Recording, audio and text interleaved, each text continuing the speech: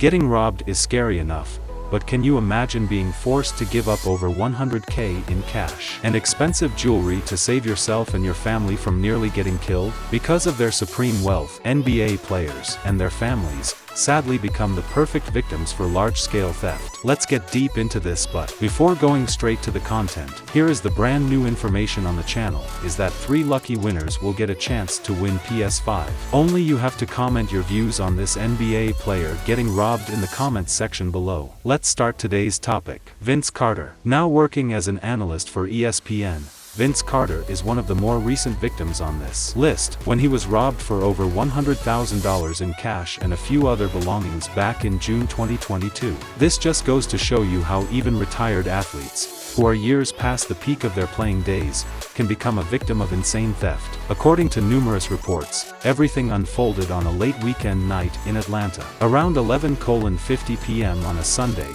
Vince Carter's wife, Sandy Carter, heard strange loud noises while in bed with her 2 sons. Carter's wife told her sons to hide in the closet while she tried to contact 911. She also informed the neighborhood safety patrol of what was going on. Stunningly, the safety patrol saw a man trying to escape in a black SUV but was not able to make out who he was, nor was he able to note what he looked like. When police arrived at the scene, they recovered a large amount of $100 bills spilled on the ground. What's even more terrifying is that the pistol police found with a fully loaded magazine, when investigators believed that the suspects had aimed to gun down Carter's family inside the home if they ran into any interaction with them. That is just so traumatizing to think about, seriously. After finding the front window of the house completely smashed, Carter's wife told police that she heard some scouring going on in some distant parts of the home, but she couldn't exactly figure out where the noise was coming from or what was causing it. This was the same 1.5-acre home Vince Carter bought for roughly $7 million back in 2020. According to the latest report on the situation, the suspect still hasn't been identified by Atlanta police, as they try to generate more information regarding the suspect's motives. If Vince Carter,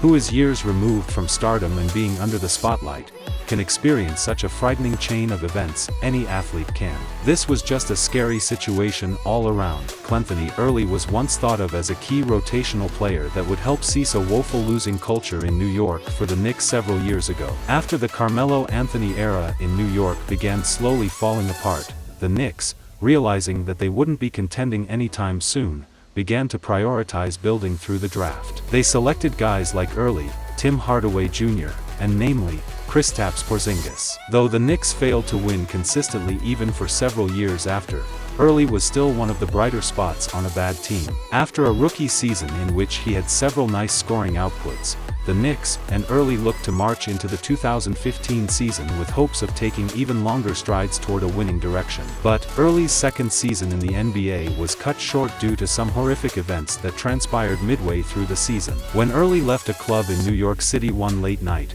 he was immediately boxed in by several masked men that demanded Early give up whatever gold he had in his possession. Early was left with no other choice than to give up the 2 gold chains he had around his neck, and was even mandated to give up the gold caps he wore on his teeth. After conceding all the gold in his possession that night, Early was shot in his lower leg. Early was hospitalized for a few days before being healthy enough to be released. That's when someone close to Early said, "Under the circumstances, he is very, very lucky." Implies that Early was extremely fortunate to have made it out of that situation alive. The guy was only 24 years old at the time and showed legitimate potential during his first year and a half in the NBA. Unfortunately for Early, that would be the last time he would play in the NBA. He's made some stops playing pro ball overseas, but one tragic turn of events robbed Early of producing a worthy pro career in the NBA. Just a heartbreaking story for NBA fans alike. Derek Williams. Just days before the Clenthony Early story was the story of Derek Williams. What's weird enough is that both Williams and Early were teammates on the Knicks when they were robbed. Unlike Early,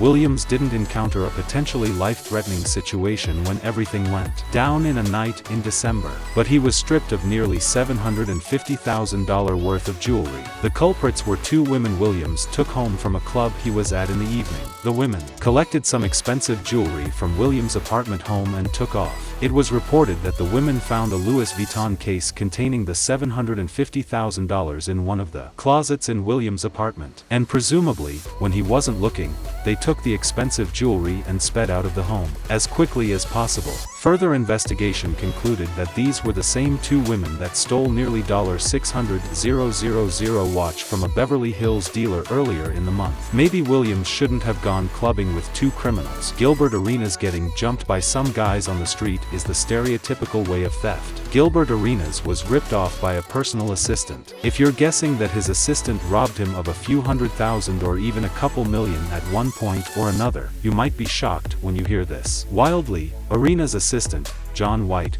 was convicted of stealing more than $2 million from the once a league MVP candidate, Gilbert Arenas. Now, why from specifically 2006 to 2012? Well, in 2008, Arenas signed a max extension with the Washington Wizards worth up to $111 million.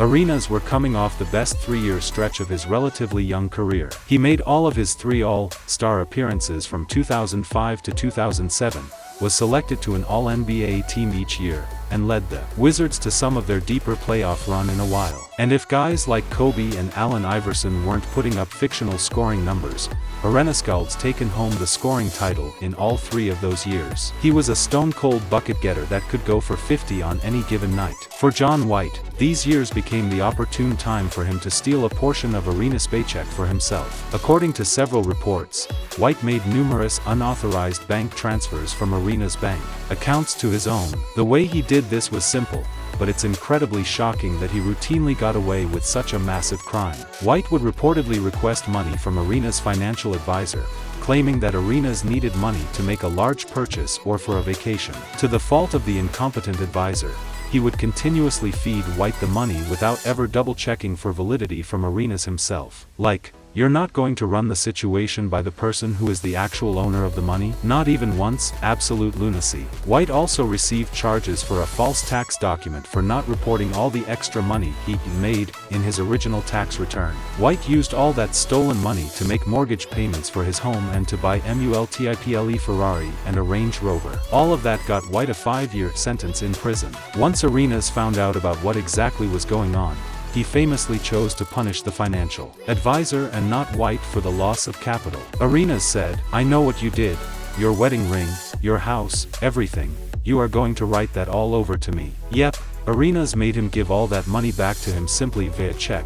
No police involvement, no legal trouble, nothing. Just sorting things out the easy way with White, whom he called his longtime friend, even then. He then went on to say this about his financial advisor: "I am suing the advisor because he didn't do his due diligence." To keep things short, he did White a favor by not sending him to jail or suing him. He put all the burden on the advisor, which in turn had a whole lot of culpability in this laughably bad situation. I still can't wrap my head around this. How are you dumb enough to keep giving away money to some assistant of the athlete you represent? Arenas were eventually able to recover all his lost money and, although greatly weakened, kept his friendship with White through it all and thereafter. So what do you think about this robbery with NBA players? Do let us know in the comments section below and get a chance to win a brand new PS5. If you enjoyed watching the video, do like and share, and yes, don't forget to hit that notification bell. Thank you so much.